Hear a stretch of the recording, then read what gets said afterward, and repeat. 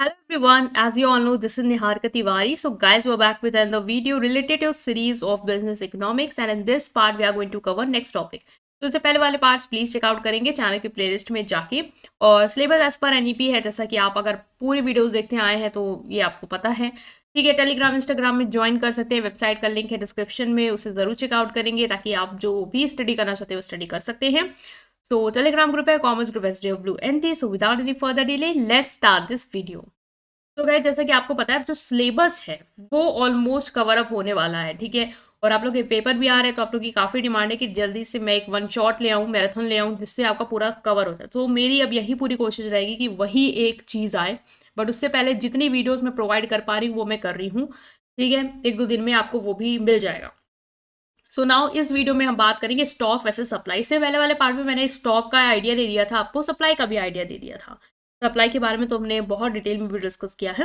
तो स्टॉक मैंने क्या बताया था और सप्लाई कैसे डिफरेंट है। तो अगर आपने पहला वाला पार्ट देखा है तो आपको पता होगा कि स्टॉक बेसिकली क्या होता है। जैसे आप अपने आप को समझो, आप एक प्रोड्यूसर हो। ठीक है, आप मान लो थिनर बनाते हो। ठीक है, थिनर की बॉटल्स बनाते हो और आपने थिनर की जो बॉटल है जितना प्रोडक्शन किया है, मान लो 1 लाख यूनिट आपने बना दी। ठीक है, अब आप क्या सोचोगे कि मैं 1 लाख इकट्ठा मार्केट में उतार दूं, या फिर आप मतलब एज अ प्रोड्यूसर आप बहुत सोच समझ के डिसीजन लोगे कि मार्केट में पहले देखोगे कि क्या सिचुएशन चली, क्या डिमांड। चलो डिमांड का कॉन्सेप्ट नहीं लाएंगे, आप ये देख के चलोगे कि क्या प्राइस चल रहा है। ठीक है, मेरा ये जो थिनर है इसका क्या रेट लोग देंगे, या मार्केट में लोग कस्टमर की अर्निंग या इनकम उतनी है कि मुझे मेरा दाम मिल जाए ना मिल जाए। या आप पास सिचुएशन लाओगे कि अगर आपको लग रहा है कि यार ये थिनर की बॉटल जो है वो ज़्यादा से ज़्यादा 20 पे ही जाएगी, और आप पास देखोगे क्या उस टाइम तो यार 30-30 40-40 रुपए में बिक रही थी चीज़ें। तो फिर आप उस हिसाब से उसकी सप्लाई जो है वो मार्केट में दोगे। ठीक है, आपको लगता है 1 लाख में सिर्फ हम एक काम करते हैं 20,000 रिलीज करते हैं, आफ्टरवर्ड हम देखेंगे मार्केट अगर उठती है तो हम ज़्यादा से ज़्यादा और सप्लाई करेंगे। तो स्टॉक बेसिकली क्या होता है, वो टोटल जितना भी आपके पास कमोडिटी है, जितना भी आपने बना के रखा है, वो क्या है आपका स्टॉक। उसमें से जितना पोर्शन आप मार्केट में दे रहे हो, बेचने के लिए ऑफर कर रहे हो, वो होती है आपकी सप्लाई। ठीक है, तो इससे तो ये क्लियर है कि स्टॉक और सप्लाई दोनों क्या है, डिफरेंट है। स्टॉक सप्लाई जो है वो स्टॉक से ही आ रही है। ठीक है, बट दोनों में डिफरेंस ये है कि जब जो पोर्शन स्टॉक से आप मार्केट में दे रहे हो, ऑफर कर रहे हो, वो सप्लाई है, और जितना टोटल पोर्शन आपके पास है वो है स्टॉक। तो ये अगर आपको क्लियर हो गया है तो आप अपने एग्जाम में अगर ये डिफरेंस आता है आप लिख के आ जाओगे। थोड़ा सा हम और डिटेल में देख लें अगर, तो स्टॉक और सप्लाई दोनों को क्या है हम अलग अलग एक दूसरे की जगह इंटरचेंज करके यूज करते हैं, लेकिन दोनों कॉन्सेप्ट क्या है, डिफरेंट हैं। आपने समझ लिया दोनों कैसे अलग हैं। स्टॉक डिस्क्राइब करता है टोटल, ये वर्ड याद रखना कि total amount of specific commodity. जो भी आप कमोडिटी बना रहे हो, जो भी स्पेसिफिक कमोडिटी आप बना रहे हो, जैसे थिनर बना रहे हो, ये एक थिनर क्या है आपका स्पेसिफिक कमोडिटी, यही बना रहे हो आप। इसका जितना भी टोटल अमाउंट है, जितनी भी यूनिट आपने बना दी है, वो क्या होती है आपका स्टॉक। ठीक है, that is in hand with the company at a any given time. मान लो कि आज के 2024 को इस मंथ की इस तारीख को आपके पास ये इसका कितना स्टॉक है, कितनी इसकी टोटल कमोडिटी है, टोटल अमाउंट कितना है इस कमोडिटी का, वो है आपका stock. It consist of number of goods supplied by the firm और selling as well as the number of goods stored with the firm and withdrawn और holded by it from the market to sell them in the future. मतलब दोनों चीजें, जितनी आपने commodity offer करी है, जितने आपने इसकी इस स्पेसिफिक कमोडिटी की यूनिट ऑफर करी है वो, प्लस जितना आपने ऑफर नहीं किया और अपने पास स्टोर करके रखा है और बाद में आप उसको ऑफर करेंगे फ्यूचर में, वो दोनों मिला के आपका क्या बनता है, स्टॉक बनता है। ठीक है, all the stock produce by the firm is not offered in the market for sale. हमने बात भी की है कि सारा जरूरी नहीं कि आप सारा मार्केट में दे दो सेल के लिए। आप कुछ स्टोर करके रखते हो अपने वेयर हाउस में और तभी रिलीज करते हो जब प्राइस आपके लिए क्या हो, फेवरेबल हो। ठीक है, तो ये क्या है आपका स्टॉक, कि जितना आपने सामान ऑफर किया है प्लस जितना आपका सामान आपके गोडाउन में या कहीं रखा है, वो total at a point of a time क्या है आपका स्टॉक। ठीक है, सप्लाई क्या है, supply refers to the quantity of commodity that the producer is willing to provide for sale over specified period of time at prevailing market price. जो भी market में प्राइस चल रहा है इस टाइम पे उस दौरान आप जितनी भी कमोडिटी की क्वांटिटी ऑफर करना चाहते हो सेल के लिए, वो होती है आपकी supply. Supply of the commodity is not the total stock of the commodity. जो आपका टोटल स्टॉक है उसको नहीं करोगे कि वो मेरी सप्लाई है। सप्लाई सिर्फ वही होगा जो आप मार्केट में प्रिवेलिंग प्राइस पे ओवर स्पेसिफिक पीरियड पे ऑफर कर रहे हो सेल के लिए, जो बेच रहे हो, वो पोर्शन क्या होता है आपका सप्लाई होता है। ठीक है, it is just a portion of total stock of the commodity that is offered to the public in the market for selling and distribution. ठीक है, तो ये दोनों डिफरेंस जो है वो याद रखना। यही चीज हो सकता है 2 नंबर में 4 नंबर में पूछी जाएगी, इसलिए ज्यादा कंटेंट दे दिया है कि लिख के आ जाना, एक्सप्रेस कर लेना अपने व्यू पॉइंट को। ठीक है, 4 फैक्टर होते हैं जो सप्लाई को इफेक्ट करते हैं। आपको भी पता है कितनी क्वांटिटी है कमोडिटी की, भाई जितना माल होगा वो ऑफकोर्स अफेक्ट करेगा आपकी सप्लाई को। जितना आपके पास सामान होगा उतना ही तो ऑफर कर पाओगे। प्राइस क्या चल रहा है, ज़्यादा प्राइस होगा तो ज़्यादा आप ऑफर करना चाहोगे, कम है तो रोक के रखोगे। टाइम पीरियड क्या है, कैसा समय चल रहा है, उस हिसाब से भी मार्केट की कंडीशन को देखोगे। बहुत महंगाई चल रही है या फिर नहीं चल रहा है, डिप्रेस चल रहा है, वो सब। विलिंगनेस, आप कितना सेल करना चाहते हो, आपके अंदर विलिंगनेस कितनी है वो। तो ये सब अफेक्ट करेंगे कि आपकी सप्लाई कितनी होगी मार्केट में। आप देखोगे सब कुछ का मुआवजा लोगे, उस हिसाब से अपने स्टॉक से पोर्शन जो है वो रिलीज करोगे मार्केट में, ताकि आप प्रॉफिट में रहो। भाई आप एज अ सेलर अपना प्रॉफिट सोचोगे। ठीक है, सो गाइस यही लिखा हुआ है कि as a supply of the commodity is affected by its price, it is essential for the firm to keep the price at a level which will allow them to maximise their sale potential. As a producer मैं भी आपको कहूंगी कि आप मतलब बहुत सारे producer होते हैं ना जो सोचते हैं कि जितना बनाया सब बेच डालो। बहुत क्या करते हैं, रखते हैं गोडाउन में, और जब स्थिति होती है कि अब अच्छे रेट पे जा रहा है तब वो निकाल के उसको बेचते हैं, तो वो प्रॉफिट मैक्सिमाइज कर पाते हैं, अपना ज़्यादा से ज़्यादा रेवेन्यू बना पाते हैं। तो एज ही अप्रोच लेके आपको चलना है एज अ प्रोड्यूसर। तो आप अभी प्रोड्यूसर नहीं है।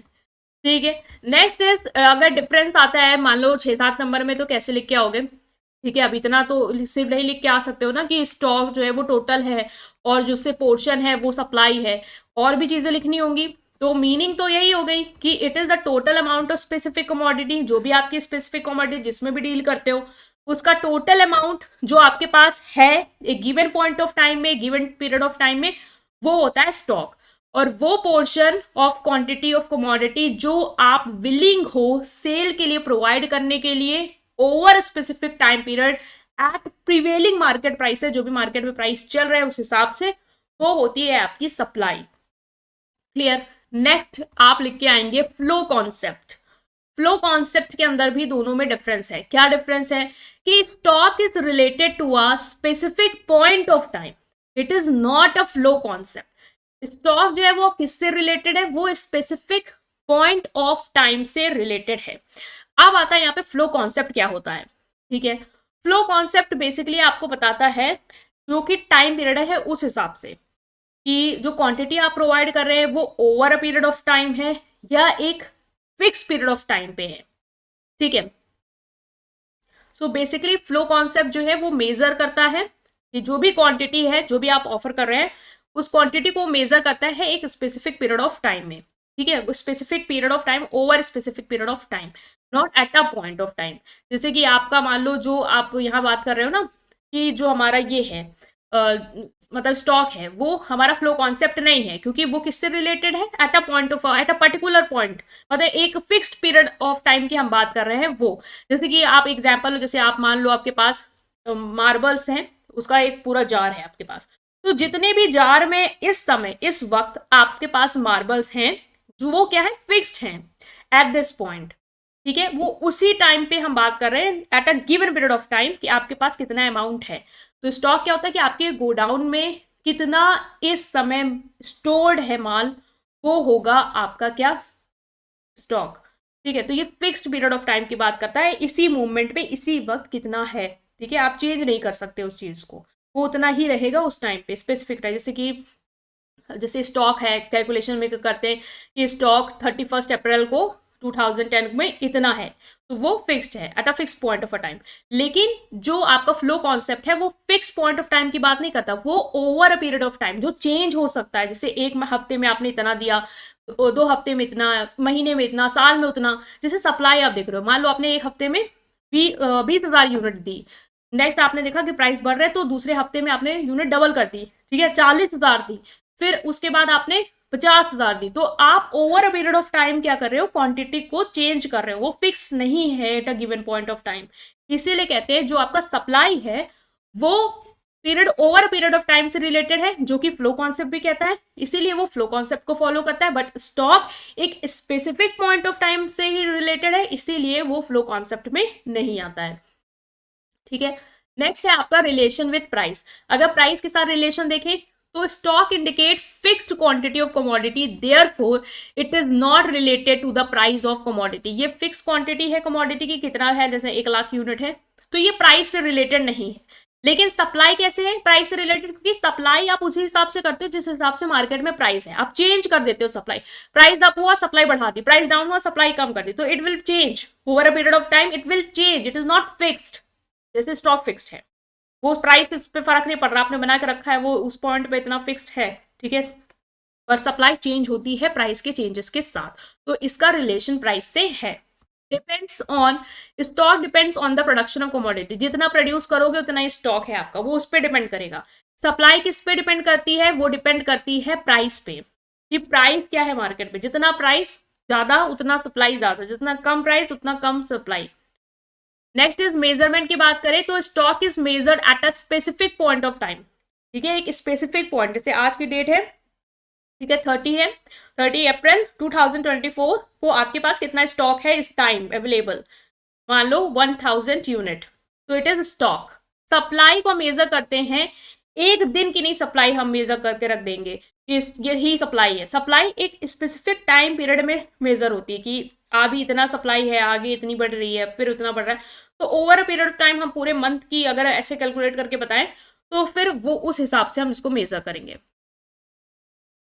नेक्स्ट इज अगर इंटरडिपेंडेंस देखें तो stock does not depend on the supply for commodity, it can never be less than supply. Stock जो है वो सप्लाई से लेस नहीं हो सकता। ऑफकोर्स आपके पास 1,00,000 यूनिट है, वो आपका स्टॉक है, सप्लाई आप 2,00,000 नहीं कर दोगे, जब है ही नहीं तो कहाँ से कर देंगे, इमेजिनरी थोड़ी ना सिचुएशन चल रही है। तो कभी भी जो सप्लाई है वो आपकी स्टॉक से ज्यादा हो ही नहीं सकती, इसीलिए कहेंगे कि स्टॉक सप्लाई पे डिपेंड नहीं करता, लेकिन सप्लाई स्टॉक पे डिपेंड करती है। हमेशा सप्लाई जो है वो आपके स्टॉक से कम या उसके बराबर हो सकती है, भाई जितनी है उतनी दे दो, या तो उससे कम, and is always less than stock. Next example अगर देखिए, if a vendor has 50 ton of rice in the godown and willing to sell 30 ton 50 gram per KG, stock is 50 ton. Stock क्या है, जैसे मान लो कि एक वेंडर उसके पास 50 ton जो है वो राइस गोडाउन में स्टोर है, लेकिन वो किस तरह सेल करना चाह रहा है, सिर्फ 30, सप्लाई क्या हो गई 30 टन की, पूरा टोटल कितना है उसके पास 50 टन, तो स्टॉक कितना हुआ 50 टन का, ठीक है। तो ये दोनों मतलब एग्जांपल से आपको क्लियर हो जाएगा कि सप्लाई 30 टन की है और जितना भी टोटल है वो आपका क्या होता है, stock, that is 50 ton, right guys. तो ये हमने डिफरेंस पढ़ लिए दोनों पॉइंट ऑफ टाइम, दोनों मतलब कि नंबर, ठीक है, जितने मार्क्स का आ रहा है उस पॉइंट ऑफ व्यू से, या पॉइंट ऑफ टाइम हो गया।